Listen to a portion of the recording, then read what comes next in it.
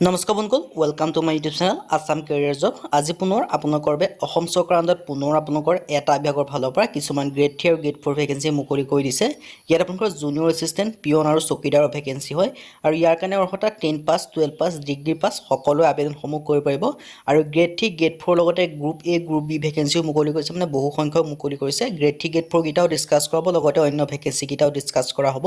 আৰু ইয়াৰ কাৰণে অৰ্হতাসমূহ কিমান লাগিব কেনেদৰে আবেদন কৰিব পাৰিব এই সকলোখিনি কথা এই ভিডিও যোগে আলোচনা কৰা হ'ব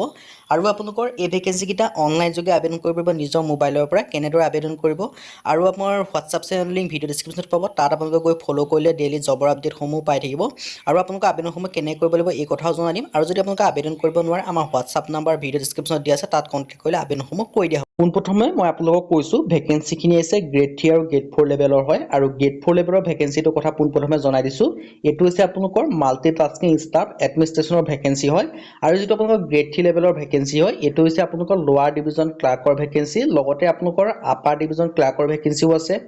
আৰু আপোনালোকৰ ভেকেন্সি দেখিবলৈ পাব জুনিয়ৰ একাউন্টেন্টৰ ভেকেন্সি আছে লেবৰেটৰী এসিস্টেন্টৰ কাৰণে এটাকৈ ভেকেন্সি আছে এসিস্টেন্ট এডমিনিষ্ট্ৰেচনৰ ভেকেন্সি আছে এসিস্টেন্ট ৰেজিষ্ট্ৰাৰৰ ভেকেন্সি 4টা কৈ আছে ডিপুটি ৰেজিষ্ট্ৰাৰৰ কাৰণে এটাকৈ আছে আৰু আপোনালোকৰ ইন্টাৰনেল অডিট অফিচাৰৰ এটাকৈ আছে ৰেজিষ্ট্ৰাৰৰ কাৰণে এটাকৈ আছে মই পোনপ্ৰথমে আপোনালোকক কৈছো ভেকেন্সিখিনি ক'ৰ পৰা আহিছে ভেকেন্সিখিনি আছে তেজপুৰ ইউনিভাৰ্চিটিৰ ফালৰ পৰা ভেকেন্সিখিনি মুকলি কৰি দিছে গ্ৰেড 3 আৰু গ্ৰেড 4 ভেকেন্সি হয় আপোনালোকে লাষ্ট ডেট দিয়া আছে 15/6/2024 মানে জুন মাহৰ 15 তাৰিখলৈকে আপোনালোকে আবেদনসমূহ কৰিব পাৰিব আৰু ইয়াৰ কাৰণে আপোনালোকে এপ্লাই অনলাইন যোগে কৰিব পাৰিব নিজৰ মোবাইলৰ পৰা আবেদনসমূহ কৰিব পাৰিব যদি কৰিব নোৱাৰে আমাৰ হোৱাটছআপ নম্বৰ কন্টাক্ট কৰিব পাৰে আৰু আপোনালোকে নিজেও আবেদনসমূহ কৰি ল'ব পাৰে আপোনালোকৰ আবেদন কৰা লিংক ভিডিও ডেসক্ৰিপচনত দিয়া থাকিব লগতে আমাৰ হোৱাটছআপৰ নাম্বাৰো দিয়া থাকিব আমাক কন্টাক্ট কৰিব পাৰে লগতে আপোনালোকৰ হোৱাটছআপ চেনেলত দিয়া থাকিব তাত আপোনালোকে জয়েন হৈ ল'ব পাৰে এতিয়া আহিছো আমি ডিটেইলছৰ ভেকেন্সিখিনি কথা ডিসকাস কৰিছো বাকিখিনি group A group B vacancy হয় মই আপোনালোকক গ্ৰুপ সি আৰু গ্ৰুপ ডি ভেকেন্সি দেখাই দিছো মানে যেটো আপোনালোকক গ্ৰেড 3 আৰু গ্ৰেড 4 ৰ ভেকেন্সি হয় মই আপোনালোকক সেইকিটা মেইনলি ডিসকাস কৰিছো যেটো লোৱাৰ ডিভিজন ক্লাৰ্ক হয় এটো আপোনালোকৰ গ্ৰুপ সি ভেকেন্সি মানে গ্ৰেড 3 ভেকেন্সি হয় আৰু মাল্টিটাস্কিং ষ্টাফটো আপোনালোকৰ গ্ৰেড 4 ভেকেন্সি হয় এতিয়া আপোনালোক আহিছো এজ লিমিটৰ সম্পৰ্কে সকলোখিনি ভেকেন্সি ক্ষেত্ৰৰ ৰেজিষ্ট্ৰাৰৰ ক্ষেত্ৰত 57 বছৰ বয়সলৈকে আবেদন কৰিব পাৰিব ইন্টাৰনেল অডিট অফিচাৰৰ কাৰণে 56 বছৰ বয়সলৈকে আবেদন কৰিব পাৰিব ডিপুটি ৰেজিষ্ট্ৰাৰৰ কাৰণে 50 বছৰলৈকে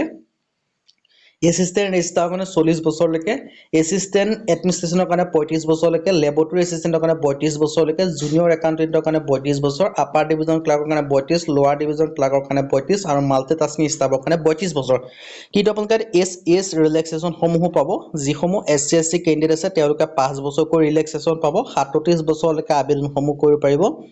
আৰু আপোনালোকে যেটো ওবিসি ক্যান্ডিডেট আছে তেওঁলোকে 3 বছৰকৈ 35 বছৰলৈকে আবেদন কৰিব পাৰিব আৰু পিডব্লিউডি ক্যান্ডিডেটে 15 বছৰ 47 বছৰলৈকে আবেদনসমূহ কৰি ল'ব পাৰিব আৰু এডুকেশন কোৱালিফিকেশনৰ ক্ষেত্ৰত মই ক'বলৈ যাওঁতে যেটো আপোনালোকৰ গ্ৰেড 3 গ্ৰেড 4 আছে কিন্তু প্ৰথমে ৰেজিষ্ট্ৰাৰৰ পৰা আৰম্ভ কৰিছো ৰেজিষ্ট্ৰাৰৰ পৰা মাষ্টাৰ ডিগ্ৰী বিচাৰিছে ভালদৰে আপোনালোকে ৰখাই লৈ ভালদৰে ভিডিঅ স্কিপ কৰি চাই ল'ব পাৰে কোৱালিফিকেশনসমূহ কিমান বিচাৰিছে ইন্টাৰনেল অডিট অফিচাৰৰ কাৰণেও বিচাৰিছে ডিপুটি ৰেজিষ্ট্ৰাৰৰ কাৰণে মাষ্টাৰ ডিগ্ৰী বিচাৰিছে লেবৰেটৰী এসিস্টেন্টৰ কাৰণে বেচেলৰ ডিগ্ৰী ফিজিক্সত হ'ব লাগিব আৰু জুনিয়ৰ একাউন্টেন্ট এডমিনিষ্ট্ৰেচনৰ কাৰণে বেচেলৰ ডিগ্ৰী বিচাৰিছে আপাৰ ডিভিজন ক্লাৰ্কৰ কাৰণে বেচেলৰ ডিগ্ৰী 2 বছৰ এক্সপেৰিয়েন্স আছে কিন্তু মই আপোনালোকক কৈছে লোৱাৰ ডিভিজন ক্লাৰ্কটো গ্ৰেড 3 ভেকেন্সি হয়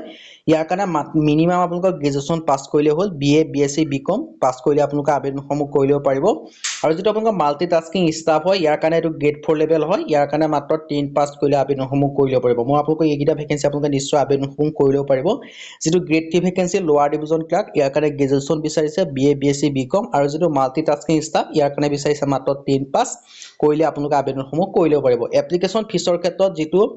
ৰেজিষ্ট্ৰাৰ পোষ্ট হয় তাৰ কাৰণে 1000 रुपीस কৈ বাকি যিখিনি ভেকেন্সি আছে তাৰ কাৰণে 500 টকা কৈ জেনেৰেল আৰু ওবিসি ক্যান্ডিডেট দিব লাগিব বাকি এসসি এসটি পিডব্লিউডি ক্যান্ডিডেট কোনো ফিস পেমেন্ট কৰিব নালাগে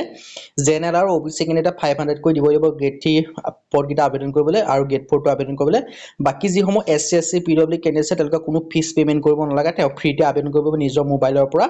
আৰু আবেদনসমূহ কেনেকৈ কৰিব মই এই কথাও জনাই দিম আবেদনসমূহ কৰিবলৈ আপোনালোকে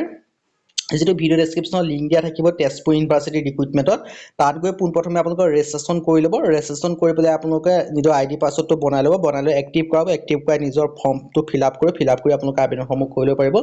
যদি আপোনালোকে আবেদনসমূহ কৰিব নোৱাৰে তেন্তে আমাক কমেণ্ট কৰিব পাৰিব আমাৰ হোৱাটছআপ নম্বৰ ভিডিঅ' ডেছক্ৰিপশ্যনত দিয়া থাকিব তাৰ লগত যোগাযোগ কৰি দিলে আমি আপোনালোকক আবেদনসমূহ কৰি দিম আৰু আমাৰ হোৱাটছআপ চেনেল লিংক ভিডিঅ' ডেছক্ৰিপশ্যনত পাব তাত গৈ আমাৰ হোৱাটছআপ চেনেলটো ফ'ল' কৰি ল'ব তেতিয়া আপোনালোকে ডেইলি জবৰ আপডেটসমূহ পাই থাকিব আজিলৈকে পুনৰ ভিডিঅ'ত লগ পাম তাৰ আগতে মই আপোনালোকক লাষ্ট ডেট সম্পৰ্কেও জনাই দিছোঁ